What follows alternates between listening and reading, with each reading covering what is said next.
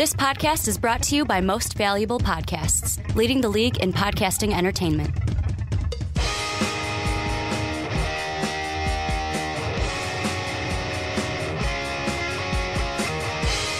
What's up, everybody? Ricky Widmer here, along with Sean Anderson. You came in too soon, man. You're not Mark Weber. I'm not Mark Weber. He's not here. Like he said last week, he came for the video podcast, then he's off another week. I'm here with Sean Anderson. What's up? From Most Valuable Podcast. I don't have to say from the Fast Break because you're from Most Valuable Podcast. Yeah, I do a lot here. You kind of do it all. But we're going to be talking a little bit of football today here on the Onside Kick. I want to thank you guys for joining us for another week. And the big thing is we got another 4-topic show. Last week I thought it was something special. This week we're going to do it again. Jam-packed. We got a jam-packed show. That's what I used to say, and I'm still going to say it. We got a jam-packed show. We're going to be talking about Ryan Tannehill. Is his time going to be over soon? In Miami, we're going to be looking at the Los Angeles Rams. Are they contenders or pretenders? We're looking at Mike McCoy and the Chargers, and then we're going to end with a little who's got more reason to panic, the Carolina Panthers or the Arizona Cardinals. And Sean, we're going to start in the city of Miami, and I'm going to be frank. I'm just going to throw it out to you. Should Ryan Tannehill's time in Miami be over? No. Just to answer flat out and simple, no. I don't think that. I think that people are overreacting, aka you. I don't think that Ryan Tannehill is a bad quarterback. I just don't think that he has had the proper weapons around him, and I don't think he's had the right coaching staff. And now that they brought in Adam Gase, there's been high expectations because Adam Gase has been known as the quarterback whisperer. So one thing that I think that Tannehill needs is just time to settle in with Adam Gase, and I'll get to it a little bit. But one thing that I do want to bust open is the Gase case. Is Adam Gase truly a quarterback whisperer? And if you look under Tim Tebow under Gase, 31st in the league in passing, and that's when he was the quarterback coach. So he didn't really have play ownership or play calling in that one. And then in 2012, when they got Peyton Manning, they were 5th. But then I think why people say he was the quarterback whisperer was because his first year as OC, that was when Peyton had his record-setting year when he threw 55 touchdown passes. Then they went back to they went up in pass attempts in 2014, were around 5th in the league in passing, but the production declines. I think Peyton Manning threw for 37 touchdowns, and then not McCoy. Gase left to Chicago, and then under Gase, Cutler, they were 18th in total offense. Rating-wise, Cutler was best, but it was his best year, but the team still went 6-10. So I don't know if Gase is truly the quarterback whisperer because Jay Cutler, had a fantastic year last year for Jay Cutler standards, but was it truly that good of a year? I think that Adam Gase might be a little too overhyped. I think he is. I think it's a quarterback whisperer thing. I think he is really good with quarterbacks, mainly because I'm going to look at his time in Chicago. He worked very well with Jay Cutler, a guy who I think is a bum. And I will say, with Adam Gase, he actually looked good. He looked good in my mind. And now coming to Miami, I know it's too soon. Like this whole topic, you're probably sitting there, well, Ricky, for the Tannehill Gase kind of conversation, it's too soon because they've only had 4 games. But here's the thing I think. Ryan Tannehill, this might be a little bit of, I'm going to say, Jay Cutler syndrome, where it's you've been with a team.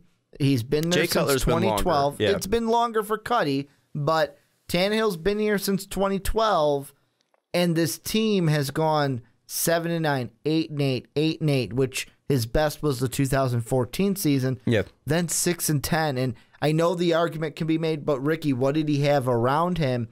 After a while, though, there have been quarterbacks in this league that have lost their job that never had really anything around him. I think this is, with Ryan Tannehill, is he a bad quarterback? No. I've had him in fantasy some years, and he's been serviceable for a fantasy standpoint. I just think for Miami and Ryan Tannehill are never going to get anything done. He's never going to be able to do anything in Miami. And I think eventually they're going to have to part ways. I mean, Joe Philbin was his head coach for his first years. And Joe Philbin proved that he was a terrible head coach, an awful head coach. And I think that really goes against him. And then another thing that I kind of want to talk about a little bit is Cutler's first 4 games with Gase and then Tannehill's first 4 games with Gase, because they're very similar. And the one thing that I do want to preface this is by the second game in 2015 that Cutler had with Gase, it was against the Cardinals. He went 8 for 9 and was injured and had to come out. So Cutler's stats are a little inflated, but Cutler's first 4 games, 80 completions, 133 attempts, 65 completion percentage. Tannehill's first 4 games, 88 completions, 138 attempts, and 63% completion. Then if you look at yards-wise, I think Tannehill just hit the century mark. Cutler only had 878 yards. Yeah, Tannehill's at 1,081 He's right at now. 1,081. Cutler did have more touchdowns, had 6, and had less interceptions. Cutler had 6 touchdowns and 3 interceptions. Tannehill right now has 6 touchdowns and 5 interceptions. And the passer rating is similar, 90 for Cutler, 87 for Tannehill. But the one thing that's completely different, who was Jay Cutler's running back? Matt Forte. They had a decent running back. They had not more than decent running back. Matt Forte was great. They don't have a running back in Miami, and I think it's really about the weapons here. Is Ryan Tannehill has not been properly introduced into Miami. He's never had another guy that to rely on. And I know that Lamar Miller was great, but they never used Lamar Miller properly. Ryan Tannehill, I don't think it's time to give up on him because he's still a young quarterback, and you have him for a pretty decent price. I don't think that extension was awful. And it's not awful, but a lot of people are looking at that extension from Ryan Tannehill and kind of looking at it in a fact of like, wait a second, you're going to give this guy this much money when what has he done for you kind of a thing? Like, but the team's been bad. I know you can make the argument the team has been bad. Joe Philbin was their head coach, dude. That's a valid I'm argument. going to keep bringing that up. But I feel like there are some people that are like, whoa, wait a second. You're going to give this guy a $77 million contract over 4 years with an $11.5 million signing bonus, and this is what he's been able to do. Here's what I think the Ryan Tannehill timeline is. And it's either going to go one of two. I either see 2 timelines going. The first one, this is the one I think Miami should do. Play out this season with Tannehill. This isn't like something where this is a contract year and you have to make a move on Tannehill. You have him locked up till 2021. So this is what you do. You let him play out this season. Next season, you kind of use that as your weighing season because it would be his second year with the new head coach. Hopefully you're going to keep him. It'd be stupid to get rid of Adam Gase.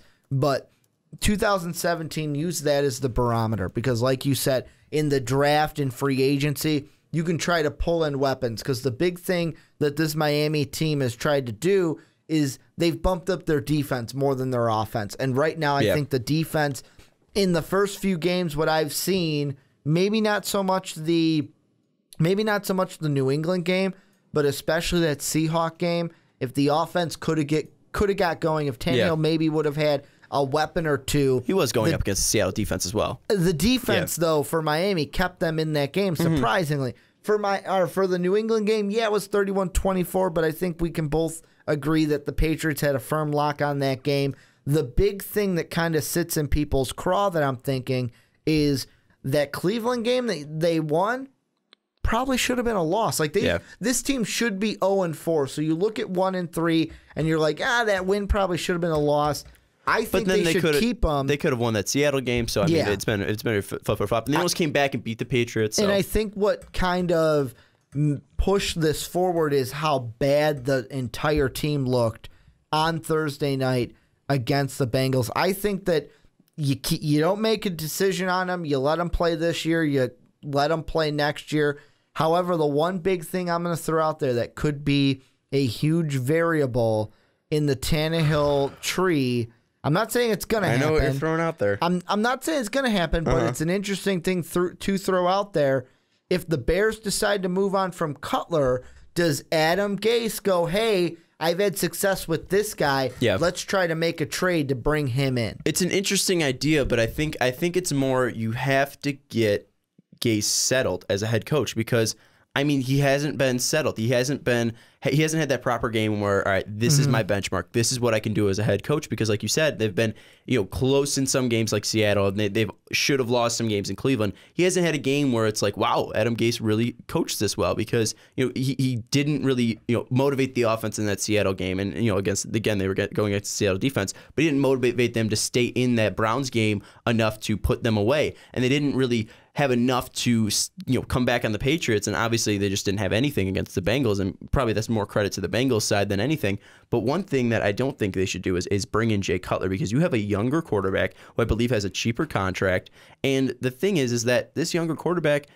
doesn't have to deal with injuries like Cutler deals. Tannehill's been fairly healthy throughout his whole career, and he knows the offense better because he's been there for a year, and he's been in that system for a year, and he's been just in Miami for 4, I believe, now. So I think the one thing that is really to blame for the Tannehill era is the GM and ownership of the Dolphins, because their best weapon, his best weapon was Lamar Miller, and they didn't use him properly at all. Then it was Jarvis Landry, who Tannehill almost abuses because he's caught 194 receptions in 2 years, which is an NFL record. Then in 2012, his first year, Reggie Bush was his leading rusher, who didn't even have 1,000 yards. His leading receiver in 2012 was Brian Hartline. The biggest free agent acquisition on the offensive side was Mike Wallace, but he really didn't improve that much. He was targeted 257 times, but only caught 140 passes for 15 touchdowns. I mean, he tried to get Mike Wallace back to where he was in Pittsburgh, but he was never there. And then also drafting-wise, 2013, they drafted Deion Jordan. He didn't play. Deion Jordan has not played as a top 5 overall pick. Then in 2014, they draft Juwan James, but Juwan James has only played 1 full season. And Devontae Parker in 2014, he only started 4 games. So one thing that Tannehill's not been helped out with is this front office. And I think they are to blame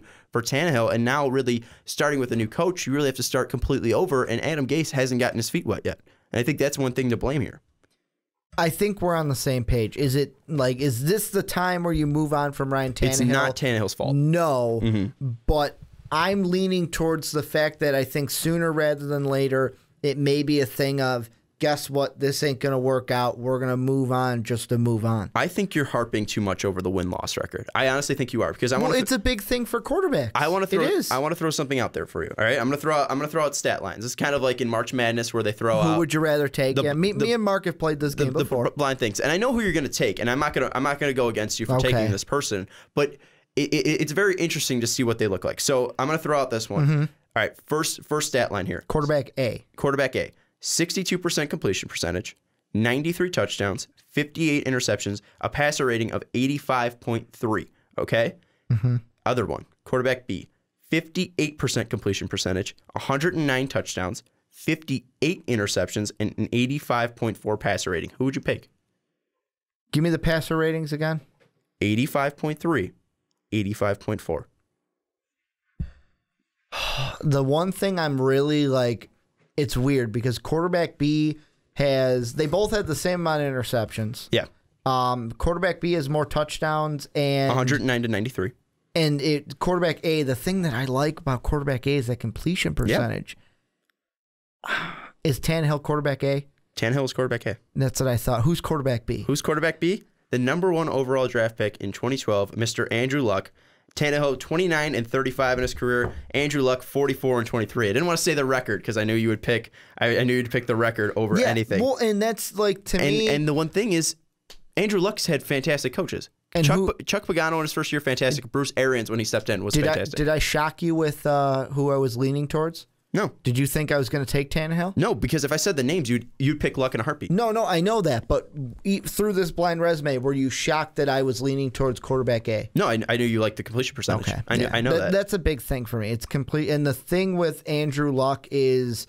people say he's one of the best quarterbacks in the NFL. Yeah, but here's the thing. Andrew Luck, what's the thing we've said about the Colts?